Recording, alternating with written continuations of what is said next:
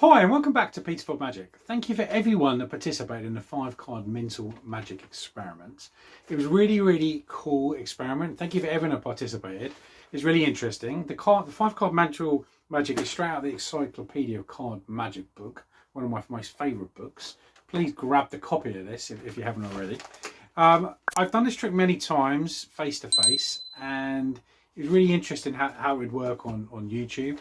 I think it was slightly different, the results. I'm going to give you the results now if you haven't added up the comments from the previous video. So we had 17 people that participated. So thank you all the 17 that went through and picked their card. I think some of you may have done this before, some of you may have not. It's very key when you actually perform the trick to give people the opportunity to pick a card and maybe discard a card. So it's one of those ones. If you like mental magic, you may want to add in a few outs, which I'm going to go through in the pre-recorded video. I did the video off the back of the first one, so before I had the results of this. So we had 17. So King of Hearts got 3, 7 of Clubs got 1. It was just Mikaro that picked the 7 of Clubs, which is interesting. So only 1 out of the 17 picked the 7 of Clubs. Ace of Diamonds we had 4. 4 of Hearts was 6 and 9 of Diamonds 3. So out of the 17, the most favourite was still the 4 of Hearts, which was 6, which was the selected card. So statistically, the 4 of Hearts is still the favourite. The second was the Ace of Diamonds, which is interesting. So you might want to bear that in mind if you want to add an extra out. King of Hearts was 3 and the 9 of Diamonds was 3. So statistically, it is the 4 of Hearts and the King of Hearts. I'm going to play the pre-recorded video now of the actual tutorial. Thank you again for participating, and roll the VT.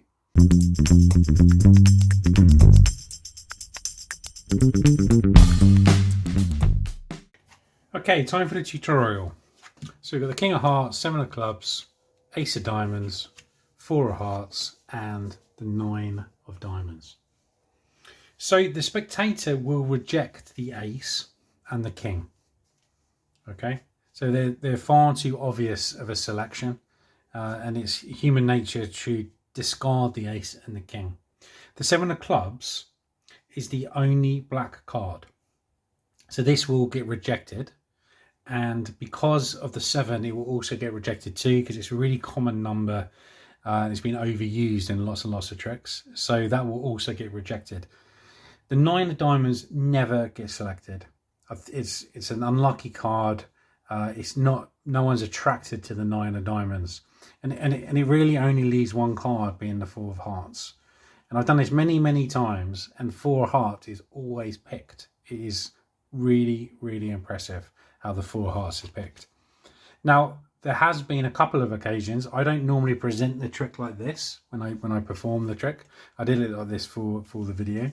What I would normally do is after I've done the trick, so I would go through the routine of having a free choice of any of the cards. You have to allow everyone the opportunity to look at the cards.